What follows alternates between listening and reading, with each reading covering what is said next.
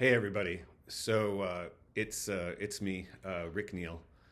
Today is Wednesday, January 22nd, 2025. The second it's been 2 days now since Trump reascended to power, and it's still surreal that we're back here again. I am here to start talking about what I'm calling the Trump emergency, and I'm calling this the Trump emergency Columbus to try and keep it local. And what and I've never done anything like this before, where I just start recording what I'm thinking about and see what people have to say, and to see what if we can understand what's going on and what we're going to do about it. I want to try doing this on YouTube Live, but today I'm just recording this and I'll post it right away. I This is not my strong suit. I'm not that comfortable with doing this sort of thing, but I didn't want to try to take a lot of time to figure it out. I figure this is a time where we just have to jump in and start doing stuff and see what works. And make changes as we go.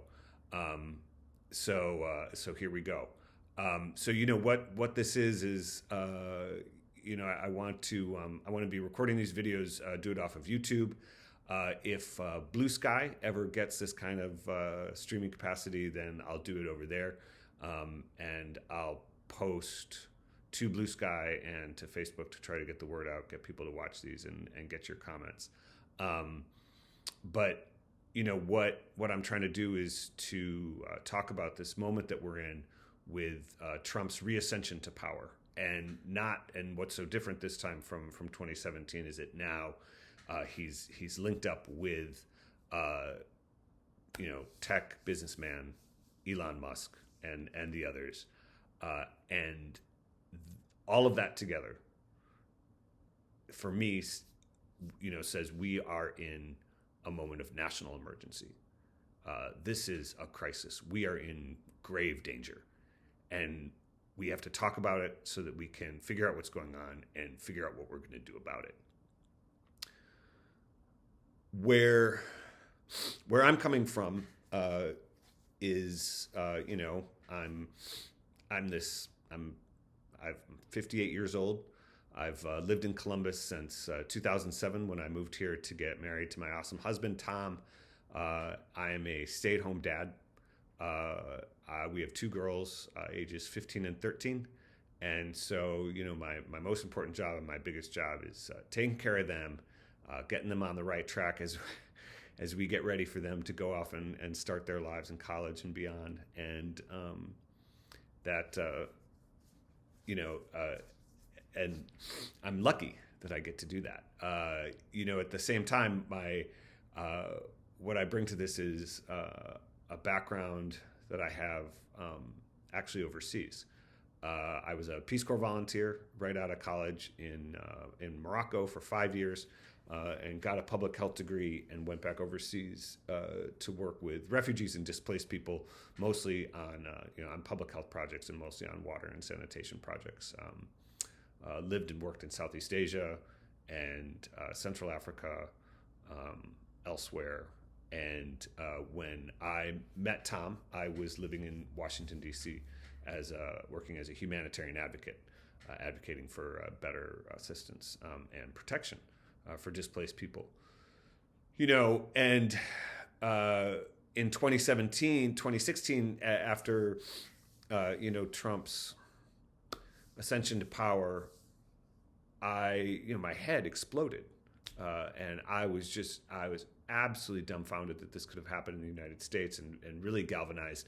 And the response, I think in 2017, is we looked at the lay of the land and tried to figure out how we could deal with the threat that Trump posed then. The big idea was for everybody to run as hard as they could in the midterms in 2018 and try to wrest back one of the houses of Congress for the Democrats so that we could start to put the brakes on Trump before voting him out of office in 2020. And I was really proud to be part of that. I ran for Congress here in Central Ohio, but lost that election. But the Democrats took power of the House, and having Nancy Pelosi Speaker and having Democrats in the House really slowed Trump down. And then I worked on the Biden campaign to defeat Trump at the polls in 2020. And I thought that we were okay. And we aren't. And we weren't. So here we are again. And it's not clear what strategies are going to be effective this time to mitigate the threat that Trump poses. And so, that's where I'm coming from in this. I sort of hesitate to do this because, I don't know. It's hard to know what you're talking about. These things are very complex, and there's a lot going on. There's a real fire hose of news and information coming out, and of what Trump and others are doing. I'm terrible at responding to people, so I've got to make a commitment to get better at that if we're going to make this a conversation. And technologically, we'll see what I can do. I wish I had a better sense of humor. I think that helps when you're trying to communicate with people, but I can be very serious. So we'll see. But again, I think the point is for all of us to just start doing stuff, to just start talking, to just start taking action, whatever we can do, because that's going to be better than nothing, to say nothing. And, this, a lot of where this is coming from right now too, is because I've been looking for a response from my friends who are elected leaders. I'm friends with a lot of people who are in elected position here in Columbus and in Ohio, and since the election, I've been waiting for something, because the threat to us and our families and our country and the world is so clear to me. That I thought, this is like other emergencies that we face, other crises that we face, and I'm looking to my elected leaders for them to explain what's going on and to explain the threat and to lay out what we can do about it and how we're going to respond. And I have not heard much of that, if any. And the response seems to be, well, look, let's just wait and see. Let's get ready for the next election. And it is not enough for me as a constituent. As somebody who cares, somebody who's worried. I think there's so many of us who are worried in this city and across the region, across the state, across the country, about what we are going to do and how we're going to respond to this crisis, to this national emergency that we find ourselves in. We need leaders. We need people who can tell us what is going on and show the way forward. It's critical. So I hope that's sort of the framework that I want to use in talking about this, we'll see. We'll see. I went to the MLK breakfast on Monday here in Columbus and heard a little bit of it from some of the people, elected officials who actually got up there and said Trump's name. Congresswoman Joyce Beatty, thank you. Council President Shannon Hardin. People talked about the situation, touched on it. So let's keep going. Definitely want to hear more. Like I said, our country is going through a drastic change for the worse, and a lot of us are so worried and wondering what to do, and we are looking for leadership. And just to be clear about this, we are in a crisis of democracy. Our basic fundamental freedoms are in danger, and if you think about it, if our country came under attack like we did on 9/11, or a crisis arose like with COVID, we would be hearing about it. Think about it. Think about it if there were some kind of acute crisis, if we suddenly lost internet access, if grocery shelves went empty, if law and order broke down on the streets, if a new disease started rampaging its way through the population, we would freak out. We would hear about it. We would demand answers. And Trump is unique in this way, is that he does pose a terrible threat to our nation and to our democracy, and yet figuring out how to respond has been really difficult. And so, I thought, and you know what? Now that I see myself, shout out to our Bucks. Great job in the national championship. That was a lot of fun and a terrific distraction on Monday. But let's, not to be too jarring, but let's jump from that to Trump himself, just to sort of set the stage here, because I don't think that we necessarily talk about. I feel like we don't talk about Trump as a person enough anymore. It's hard to get a grip on him. He's so terrible. But a lot of the conversation just seems to assume that he's this like force of nature that can't be stopped and is sort of unknowable in a lot of ways. And I think we have to remember, just what a freak Trump is. He's an incredible narcissist. He's a sociopath. He wants more than anything to just be able to do whatever he wants, to say whatever he wants, whenever he wants, with no regard to the consequences. And that, to me, is the definition of a sociopath. He is, I think he's deeply deranged. He's obsessed with money and power and vengeance. And because of all this, because he's been successful at gaining power like this, all those basic characteristics is what makes him such a unique and terrible threat.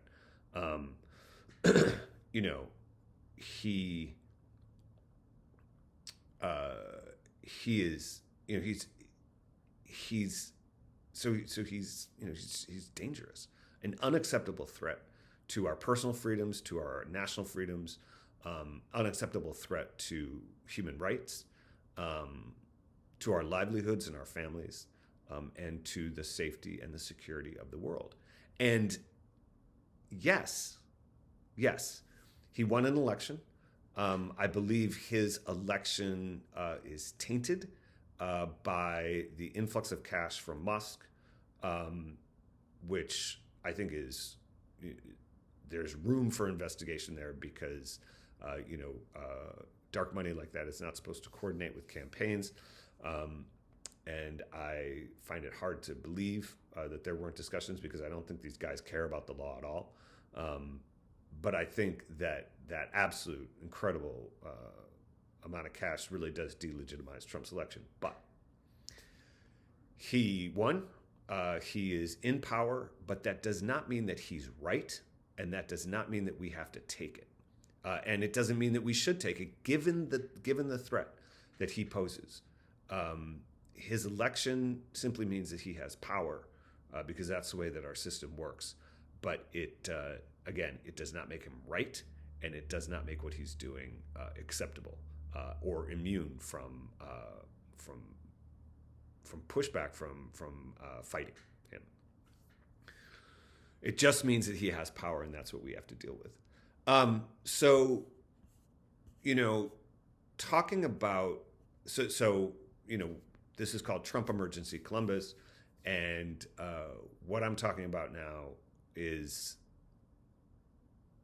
the emergency itself. And I see four aspects of it, four crises, and then something else that I haven't been able to figure out yet. So, I see. I think we're in a political crisis. I think we're in an economic crisis. I think we're in a very serious human rights crisis, and I think we are in a crisis of international security. No big deal, right? And then there's Musk. and these tech guys, the tech lords. And this is strange. This is so unusual and so hard for me to grasp. I just don't know how it's. Those four crises I mentioned in politics, economics, human rights, and international security. There's a lot of overlap there. And then over it all and through it all is this crisis with this crisis with Musk, and it's almost a crisis of truth, a crisis of reality. But it's also Musk and these tech guys also represent a really serious crisis in democracy and self-governance. So it's going to be interesting to figure out how they fit in, and again how we fight them, because they represent a bizarre and vast threat to our freedoms and to our country and to the world. So it was interesting thinking about these different crises, because they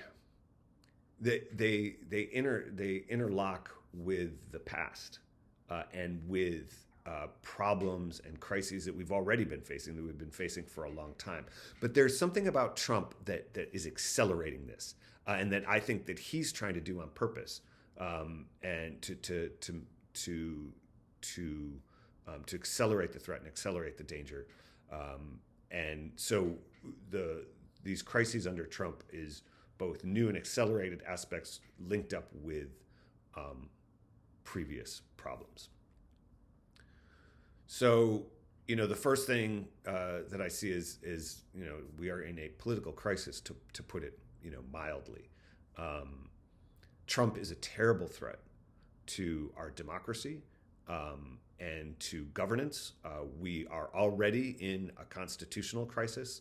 When I say that we're in a political crisis, I think the attacks on basic democratic norms and procedures, they will do what they have to ensure certain electoral outcomes.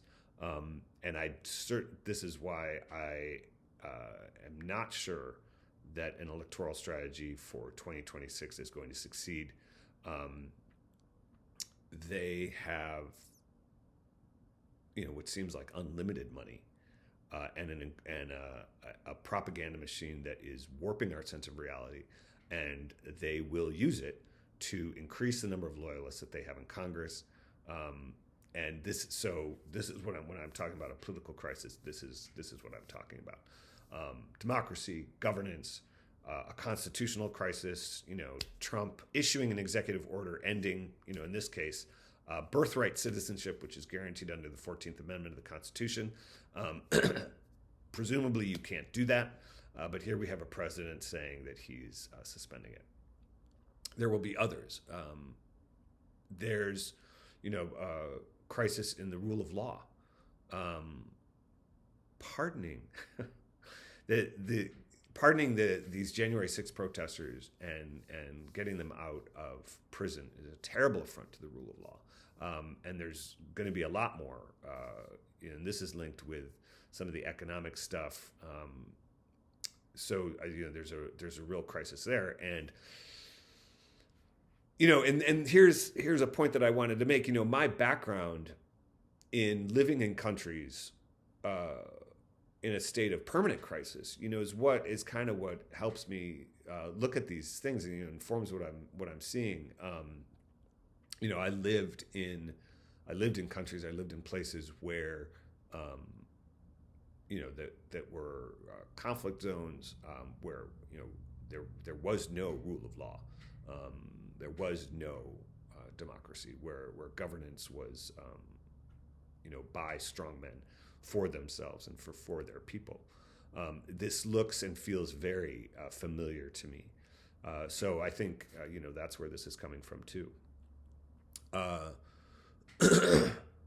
So and I think the political crisis, besides democracy and governance, constitutional crisis, the rule of law also includes corruption, which is going to be unbelievable. It's and I think it's a political crisis because it's people abusing their power for self-enrichment in a way that makes a mockery of the law. This is not how things are supposed to work, and is a direct attack on our ability to control our government through the democratic process. So I think there's also, I think we are also in an economic crisis. The economy coming in under Biden is strong, and Trump's ideas around tariffs, in particular, trade wars, and these insane tax cuts for the wealthiest are really going to create a lot of economic pain for people. And what's crazy there is how I think the messaging from Trump and Musk is going to be very much, well, yes, prices are up. Yes, things are hard. But this is the sacrifice that you all have to make to ensure that Donald Trump is successful and that we can make America great again. It's going to be incredible to watch that. The contrast, of course, with bashing Biden for inflation is going to be really jarring and stark. Now, one thing that I said when I started talking about these specific crises that I was thinking about last night is how things are linked to the past. So, I talk about a political crisis. Well, we've had a simmering political crisis for a long time because of the corrupting force of money in politics. So you can see how that just builds on this. For the economic crisis that's going to be launched by Trump's tariffs and tax cuts, of course, the economic crisis, the economic problems that have been building since Reagan and trickle-down economics has just been building and building and building now for decades.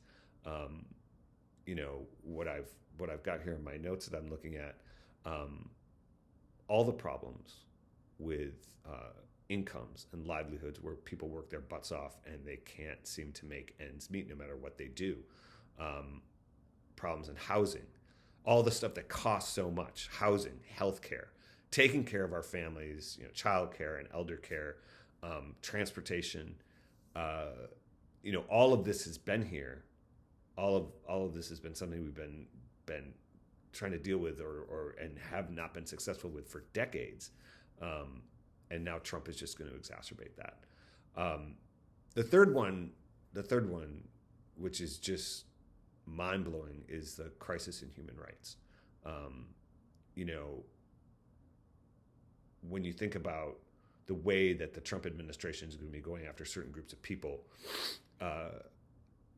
this is what's so upsetting, I guess, to me personally. Going after migrants, going after trans folks, and going after political opponents. And to me, it's absolutely shocking, the disdain that Trump and his supporters have for basic human rights for people. Now, what's interesting when I think about this is how, when you think about how they're attacking migrants, what they seem to be really attacking or talking about is non-white people or people who are not real Americans. And I think that animates a lot of their human rights abuses and a lot of what they're trying to do, trying to separate out people from a core group, their supporters, by definition, who are real Americans, and the rest of us. So where migrants are a entry point for attacks on all non-white people or anyone who's not considered to be a real American. I mean, it was striking how yesterday I saw a response to the bishop's sermon directed at Donald Trump yesterday at the National Cathedral, and then somebody said she needs to be deported. And that classification of her into a category of people who are not real Americans and should be deported somewhere is exactly what I'm talking about here. This second group of trans folks, this, as a gay guy, this just cuts me to the core. for the president of the United States in his inaugural speech to say that trans people don't exist is absolutely mind-blowing. I mean, of course, trans people exist. They've always existed, just like gay guys. We just LGBTQ people have always existed. For him to say that sets the stage for targeting trans folks in a way that I find really terrifying. And I think by extension, so it's not just trans folks, that's an entry point that people are really inflamed about right now. Then what I think is that expands to LGBTQ plus folks and women, and given attacks on women's health care and abortion and women's bodies.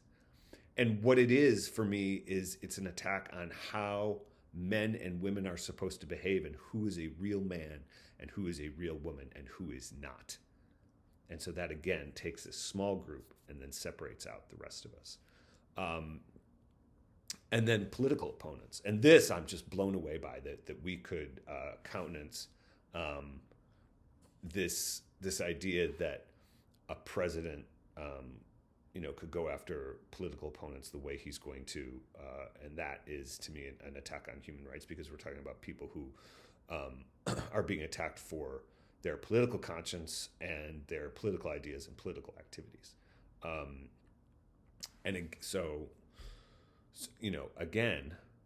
Again, this gets to ideas of whose political activity is valid, who is a real American politically, and who is not. And again, that real definition just relates to support for Trump and his program. What I think is, of course, which is helpful for me to remember too, is it is not, the way that Trump is going after this is surprising and shocking, but it should not necessarily be surprising. So, the United States has a long history, of course, of this kind of prejudice and discrimination, and a history of catastrophic human rights abuses through, from settlement of North America and the genocide of Native Americans to slavery, and then what the United States has participated in or supported abroad. That does not mean, I don't think, that we can just throw up our hands and say, well, the U.S. is that human rights abuses have been rife in U.S. history, and so what are you going to do? Of course, this is about turning a new page and about not allowing, just because it happened in the past doesn't mean that we continue to let it happen or say that that's just the way America is. But the point is to stop it. The fourth one, and I see that I'm getting on in time here, about international security. I mean, these crisis in international security, these insane expansionist ideas that he's talking about. Are we going to pull out of NATO? This is going to be, interesting to say the least. I think, what we have is the formation of a tacit, or maybe an explicit alliance between the U.S. And China and Russia, an authoritarian alliance, if you will. No longer the U.S. allied with the democratic values and action of Europe, but instead moving into a camp of nationalists and authoritarians. And that is obviously extremely worrying. Trump's fascination with nuclear weapons and nuclear options is terrifying. And climate as well, and his using climate action as a way to bash back at Democrats and the left is, of course, just going to exacerbate the climate emergency around the globe. And then there's Musk and the tech lords, and these guys are profoundly anti-democratic. They harbor these visions of this technological utopia where there is no more government, and they run everything out of their munificence, I guess. And they seem to feel that they can propose these ideas and try to put them into practice simply because their insane wealth and technical prowess gives them the right to do so. That they are smarter and better than everybody else, and we all just need to get out of the way and let them do what they want to do. Terrifying. Obviously, what it links to is propaganda. And this is the crisis of truth and reality that I was talking about earlier. I mean, I think we've seen that the technologically powered propaganda that we're swimming in right now has had the ability to brainwash an awful lot of people. And that is why I'm talking about a crisis of truth and crisis of reality.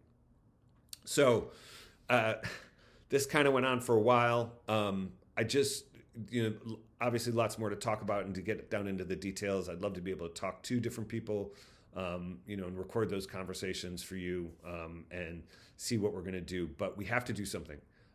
This is an emergency. We are in a moment of deep national and global crisis, and we have to figure out how to respond. It's not going to be easy. And we'll fail, and we might look like idiots. And certainly that huge reality warping propaganda machine of Musk and the others is going to be working full time against us. But speaking the truth, talking about what's happening is, I think, the place to start. So thanks for listening. We'll see, if maybe tomorrow I can go, or the next time I do this, I can go live. I have no idea how often I'm going to do this. But thank you. All right. I'll see you out there.